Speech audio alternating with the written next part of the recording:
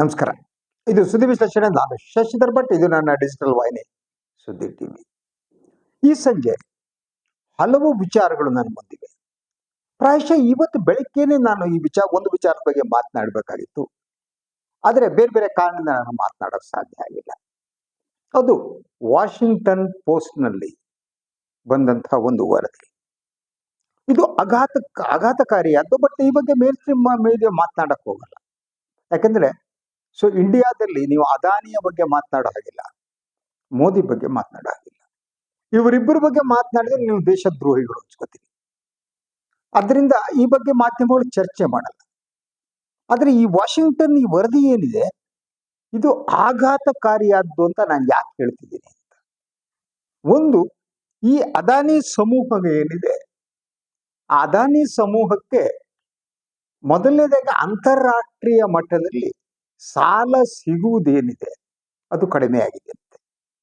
ಅದಕ್ಕೆ ಪರಿಹಾರವಾಗಿ ಏನ್ ಮಾಡ್ತಾ ಇದೆ ಅದು ಅಂದ್ರೆ, LIC ಏನಿದೆ, LIC ಇಂದ ಅದಾನಿ ಸಂಸ್ಥೆಗಳಲ್ಲಿ ಹೂಡಿಕೆ ಮಾಡಲಾಗ್ತಾ ಇದೆ.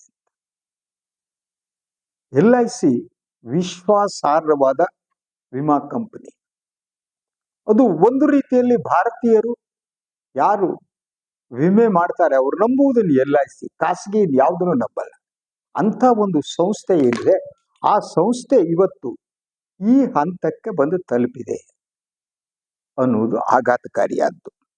ಈ ಕುರಿತು ದಟ್ ವಾಷಿಂಗ್ಟನ್ ಪೋಸ್ಟ್ ವರದಿ ಏನ್ ಹೇಳುತ್ತೆ ಅನ್ನೋದು, ಉದ್ಯಮಿ ಗೌತಮ್ ಅದಾನಿ ಮಾಲೀಕತ್ವದ ವಿವಿಧ ಕಂಪನಿಗಳಲ್ಲಿ ಸರ್ಕಾರಿ ಸ್ವಾಮ್ಯದ LICಯ ಹಣವನ್ನು ಹೂಡುವಂತೆ ಮಾಡುವ ಮೂಲಕ ಕೇಂದ್ರ ಸರ್ಕಾರವು ಕಷ್ಟ ಕಾಲದಲ್ಲಿ ಅವರಿಗೆ ನೆರವಾಗಿದೆ. ಇದು ಈ ಒಂದು ವಾಷಿಂಗ್ಟನ್ ಪೋಸ್ಟ್ ನ ವರದಿಯ ಮುಖ್ಯ ಅಂಶಗಳು. ಯಾರು? ಕೇಂದ್ರ ಸರ್ಕಾರ. ಯಾರ್ದು ಕೇಂದ್ರ ಸರ್ಕಾರ? ನರೇಂದ್ರ ಮೋದಿ ಅವರದ್ದು. ಈ ಕೇಂದ್ರ ಸರ್ಕಾರ ತನ್ನ ಪ್ರಭಾವವನ್ನು ಬೆಳೆಸುವ ಮೂಲಕ, ಒತ್ತಡವನ್ನ ಹೇರುವ ಮೂಲಕ ಈ ಅದಾನಿ ಸಂಸ್ಥೆಗಳಲ್ಲಿ ಹೂಡಿಕೆ ಮಾಡುವಂತೆ ಮಾಡಿದೆ ಅಂತ ವಾಷಿಂಗ್ಟನ್ ಪೋಸ್ಟ್ ವರದಿ ಮಾಡಿದೆ. ಪ್ರಧಾನಿ ನರೇಂದ್ರ ಮೋದಿ ಅವರ ಆಪ್ತ ಸ್ನೇಹಿತ ಅದಾನಿ ಅವರ ಸಾಲವು ಹೆಚ್ಚಾಗಿದ್ದು ಅವರಿಗೆ ಜಾಗತಿಕ ಮಟ್ಟದಲ್ಲಿ ಸಾಲ ದೊರೆಯುತ್ತಿಲ್ಲ. ಏನು ಅದಾನಿಯ ಸಾಮ್ರಾಜ್ಯ ನೋಡಿ ಎಷ್ಟು ಬೆಳೆದಿದೆ ಅಂತ ಹೇಳಿದ್ರೆ, ಅವರು ಈಗ ಅದನ್ನ ನಿರ್ವಹಣೆ ಮಾಡುವುದಕ್ಕೆ ಅವ್ರಿಗೆ ಸಾಲ ಸಿಗ್ತಾ ಇಲ್ಲ. ಅವರು ಎಲ್ಲವನ್ನ ನೀವು ನೋಡಿ, ಸಿಮೆಂಟ್ ಕಂಪನಿ ಅದಾನಿ ಅವ್ರದ್ದು, ಮಾಧ್ಯಮ ಅದಾನಿ ಅವ್ರದ್ದು, ಶಿಪ್ಪಿಂಗ್ ಅದಾನಿ ಅವ್ರದ್ದು, ವಿದೇಶಗಳಲ್ಲಿ ಶ್ರೀಲಂಕಾ, ಬಾಂಗ್ಲಾದೇಶ ಅಲ್ಲೆಲ್ಲ ಅದಾನಿ ಹೆಜ್ಜೆ ಗುರುತುಗಳಿವೆ. ಮೋದಿ ಅವರು ತಾವು ಅಧಿಕಾರಕ್ಕೆ ಬಂದ ಮೇಲೆ ಅವರು ಯಾವ ವಿದೇಶಕ್ಕೆ ಹೋಗುವವರೆಲ್ಲ ಅದಾನಿಯವನ್ನ ಕರೆದುಕೊಂಡು ಹೋಗಿದ್ದಾರೆ. ಅಲ್ಲೆಲ್ಲ ಅದಾನಿ ಅವರಿಗೆ ಗುತ್ತಿಗೆಗಳು ಇದು ಸಿಕ್ಕಿದೆ. ಆಸ್ಟ್ರೇಲಿಯಾದಲ್ಲಿ, ಒಂದೆರಡು ರಾಷ್ಟ್ರಗಳಲ್ಲಿ. ಈಗ ಅಂತ ಒಂದು ಸಾಮ್ರಾಜ್ಯ ಸಾಲ ಸಿಗದೆ ತತ್ತರಿಸ್ತಾ ಇದೆಯಾ? ಈ ಪ್ರಶ್ನೆಯನ್ನ ಆ ವಾಷಿಂಗ್ಟನ್ ಪೋಸ್ಟ್ ಏನಿದೆ ಅದು ಎತ್ತಿದೆ. ಇದು ಗೊತ್ತು. ಈಗ ನೀವು ಕೇಳಿ, ಭಕ್ತರು ಮತ್ತು ಮೋದಿಯವರ ಬೆಂಬಲಿಗರು ಏನಂತಾರೆ ಅಂದ್ರೆ, ಮೋದಿಯವರು ವಿಶ್ವ ನಾಯಕರಾಗಿದ್ದಾರೆ, ವಿಶ್ವಗುರು ಆಗಿದ್ದಾರೆ, ಅವ್ರಿಗೆ ಕಂಡ್ರೆ ವಿಶ್ವಕ್ಕಾಗಲ್ಲ, ಅವ್ರಿಗೆ ಕಂಡ್ರೆ ಅಮೆರಿಕ ಆಗಲ್ಲ, ಇಂಗ್ಲೆಂಡ್ಗಾಗಲ್ಲ, ಇನ್ನೊಂದಕ್ಕಾಗಲ್ಲ. ಆದ್ದರಿಂದ ಅವರ ವಿರುದ್ಧ ನಡೆಯುವ ವಿದೇಶಗಳು ನಡೆಸ್ತಿರುವ ಪಿತೂರಿ, ಇಂತಹ ವಾದವನ್ನು ಮಂಡಿಸೋಕೆ ಶುರು ಮಾಡ್ತಾರೆ. ಆ ಮೂಲಕ ಫ್ಯಾಕ್ಟ್ಸ್ ಏನಿದೆ ಆ ಫ್ಯಾಕ್ಟ್ಸ್ ಅನ್ನ ಡಿನೈ ಮಾಡ್ತಾರೆ. ಯಾಕೆ LIC ಅಂತ ಒಂದು ಸಂಸ್ಥೆ ಅದಾನಿ ಸಂಸ್ಥೆಗಳಲ್ಲಿ ಹೂಡಿಕೆ ಯಾಕೆ ಮಾಡಬೇಕು? ಯಾಕೆಂದ್ರೆ ಅದಾನಿಯವರ ಇಡೀ ಸಾಮ್ರಾಜ್ಯದ ಆರ್ಥಿಕ ಸ್ಥಿರತೆ ಏನಿದೆ ಅದು ಪ್ರಶ್ನಾರ್ಹವಾಗಿದೆ. ಅವರ ವ್ಯವಹಾರಗಳ ಬಗ್ಗೆ ಅಮೆರಿಕದಲ್ಲಿ ಏನ್ ನಡೆದಿದೆ ಅನ್ನೋದು ನಮಗೆ ಗೊತ್ತು. ಆದ್ರೂ ಕೂಡ ಯಾಕೆ ಈ ಒಂದು ಸಂಸ್ಥೆಯಲ್ಲಿ ಸರ್ಕಾರಿ ಸ್ವಾಮ್ಯದ LIC ಇನ್ವೆಸ್ಟ್ ಮಾಡುತ್ತೆ ಅನ್ನೋದು ಮುಖ್ಯವಾದ್ದು. ಈ ಕೆಲಸವನ್ನು ಯಾಕೆ ಮಾಡ್ತಾ, ಅದರ ವರದಿ ಇನ್ನೊಂದು ಹೇಳುತ್ತೆ, ಅದು ಆಕ್ಚುಲಿ ಹಣಕಾಸು ಇಲಾಖೆ ಇದೆಯಲ್ಲ, ಆ ಹಣಕಾಸು ಇಲಾಖೆಯ ಒತ್ತಾಸೆಯ ಮೇಲೆ ಅಂತ. ಹಣಕಾಸು ಇಲಾಖೆ ಯಾರದ್ದು? ನಿರ್ಮಲಾ ಸೀತಾರಾಮನ್ ಜಿ ಅವ್ರದ್ದು. ಗೊತ್ತಾಗಿಲ್ಲ ನಿರ್ಮಲಾ ಸೀತಾರಾಮನ್ ಅಂದ್ರೆ ಈರುಳ್ಳಿ ನಿರ್ಮೂಲಕ. ಬೆಲೆ ಏರಿಕೆ ಆದರೆ ಈರುಳ್ಳಿ ತಿನ್ಬೇಡಿ, ನಾನು ಈರುಳ್ಳಿ ತಿನ್ನಲ್ಲ, ನಾನು ಬೆಳ್ಳುಳ್ಳಿ ತಿನ್ನಲ್ಲ, ಆದ್ರಿಂದ ದೇಶದ ಜನ ಯಾರು ಈರುಳ್ಳಿ ತಿನ್ಬೇಡಿ, ಬೆಳ್ಳುಳ್ಳಿ ತಿನ್ಬೇಡಿ. ಈ ರೀತಿ ಹೇಳ್ತಾರೆ ನೋಡಿ. ಒಂದು ರೀತಿಯಲ್ಲಿ ಅವರ ನೀವು ದುರಹಂಕಾರ ಇದೆಯಲ್ಲ, ಅದು ಅಂತಿಂತ ದುರಹಂಕಾರ ಅಲ್ಲ ನಿರ್ಮಲಾ ಸೀತಾರಾಮನ್.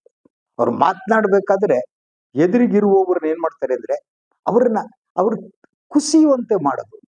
ಅಹಂಕಾರದ ಪ್ರಭಾವನೆ. ನನಗೆ ಮಾತ್ರ ಸತ್ಯ ಗೊತ್ತು, ಜಗತ್ತಲ್ಲಿ ಯಾರಿಗೂ ಗೊತ್ತಿಲ್ಲ ಅಂತ ಒಂದು ಅಹಂಕಾರದ ಮೂಟೆ ಅವ್ರು ಮಾತನಾಡುವಾಗ ಬಾಡಿ ಲ್ಯಾಂಗ್ವೇಜ್ ಆಲ್ವೇಸ್ ಎದುರಿಗಿರೋವ್ರನ್ನ ಅವ್ರು ಡಿಮಾಲಿಷ್ ಮಾಡ್ತಾ ಹೋಗ್ತಾರೆ.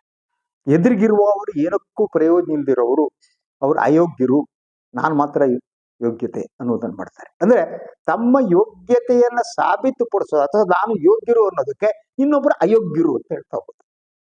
ಅವ್ರಿಗೆ ಇನ್ನೂ ಯಾವುದೂ ಪ್ರಯೋಜನಕ್ಕಿಲ್ಲ ಅಂತ. ನಿರ್ಮಲಾ ಸೀತಾರಾಮನ್ ಇದೇ ಕೆಲಸವನ್ನು ಮಾಡ್ತಾ ಬಂದೆ. ರಾಹುಲ್ ಗಾಂಧಿ ವಿರುದ್ಧನೂ ಅಷ್ಟೇ. ರಾಹುಲ್ ಗಾಂಧಿ ಪ್ರಯೋಜನ ಇಲ್ಲ, ಅವ್ರ ಅಯೋಗ್ಯ. ಆರ್ಥಿಕತೆ ರಾಹುಲ್ ಗಾಂಧಿ ನನಗೆ ಮಾತ್ರ ಗೊತ್ತು. ಸೊ ಆದರೆ ಇಂಥ ಸ್ಟ್ಯಾಂಡ್ ಇದೆ ನೋಡಿ, ಇಂಥ ಹೇಳಿಕೆಗಳು ಹೆಚ್ಚು ಕಾಲ ನಿಲ್ಲಲ್ಲ. ಈಗ ಏನ್ ಮಾಡ್ತಾ ಇದ್ರು ಹಾಗಿದ್ರೆ? ಅಂತ ಆರ್ಥಿಕ ತಜ್ಞೆಯಾಗಿದ್ದಾರೆ ನಿರ್ಮಲಾ ಸೀತಾರಾಮನ್. ಇದಕ್ಕೊಂದು ಡಿಫೆನ್ಸ್ ನೀಡ್ಬೇಕಲ್ವಾ? ವೈ LIC ಯಾಕೆ ಅದಾನಿ ಸಂಸ್ಥೆ ಮೇಲೆ ಹೂಡಿಕೆ ಮಾಡುತ್ತೆ? ಅದು ಪ್ರಶ್ನೆ ಅಲ್ಲ, ಆ ಪ್ರಶ್ನೆಗೆ ಉತ್ತರ ಬೇಕಲ್ಲ. ಇದಕ್ಕೆ ವರದಿ ಏನ್ ಹೇಳುತ್ತೆ? ಇದು ಅಪಾಯಕಾರಿ ಹೂಡಿಕೆ ಅಂತ ವರದಿ ಹೇಳುತ್ತೆ. ಅದಾನಿ ಸಮೂಹ ಎದುರಿಸುತ್ತಿರುವ ವಿವಿಧ ಬಿಕ್ಕಟ್ಟುಗಳು ಅಂತಾರಾಷ್ಟ್ರೀಯ ಮಟ್ಟದಲ್ಲಿ ಹೂಡಿಕೆಯನ್ನ ಆಕರ್ಷಿಸುವ ಅದರ ಸಾಮರ್ಥ್ಯವನ್ನು ಕುಂದುವಂತೆ ಮಾಡಿದೆ. ಅಂದ್ರೆ ಅಂತಾರಾಷ್ಟ್ರೀಯ ಮಟ್ಟದಲ್ಲಿ ಹೂಡಿಕೆದಾರರು ಏನಿದ್ದಾರೆ ಅವರು ಏನು ಈ ಅದಾನಿ ಕಂಪನಿಯಲ್ಲಿ ಹೂಡಿಕೆ ಮಾಡುವುದಕ್ಕೆ ಹಿಂದೇಟು ಹಾಕ್ತಿದ್ದಾರೆ. They are not ready. ಯಾಕಂದ್ರೆ ಆ ಕಂಪನಿ ಬಿಕ್ಕಟ್ಟಿನಲ್ಲಿದೆ.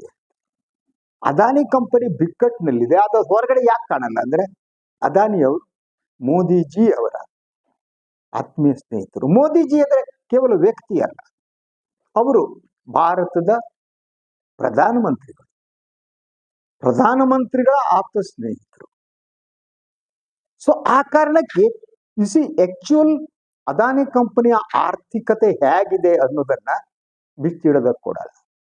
ಅದ್ರ ಜೊತೆಗೆ ನಿಮಗೆ ಇನ್ನೊಂದು ವಿಚಾರವನ್ನು ಇದೇ ಸಂದರ್ಭದಲ್ಲಿ ನಾನು ಹೇಳ್ಬೇಕು ಅನ್ಸುತ್ತೆ. ನಮ್ಮದು ಇಷ್ಟು $1 ಟ್ರಿಲಿಯನ್ ಎಕಾನಮಿ ಅಂತ ಹೇಳ್ತಾರಲ್ಲ, ಅದಕ್ಕೆ ಇನ್ನೊಂದು ವರದಿ ಬಂದಿದೆ. ಅದರಲ್ಲಿ ಭಾರತದ 100 ಉದ್ಯಮಿಗಳಿದಾರಲ್ಲ, ಅವ್ರದ್ದೇನೆ $1 ಟ್ರಿಲಿಯನ್ ಇದೆ. ಅಂದ್ರೆ ನಿಮ್ಮ ಆರ್ಥಿಕತೆ ಏನಿದೆ, ನಿಮ್ಮ ಆರ್ಥಿಕತೆ ಏನು ಶಕ್ತಿ ಅಂತ ನೀವು ಕ್ಲೇಮ್ ಮಾಡ್ತೀರಿ, ಏನು ಹೇಳ್ತೀರಿ, ಅದು ಜನಸಾಮಾನ್ಯರಿಗೆ ಸಂಬಂಧಪಟ್ಟದ್ದಲ್ವೇ ಇಲ್ಲ. ಅದು ಸಂಬಂಧಪಟ್ಟಿದ್ದು ಒಟ್ಟಾರೆಯಾಗಿ ಭಾರತದಲ್ಲಿರುವ ಶ್ರೀಮಂತರು.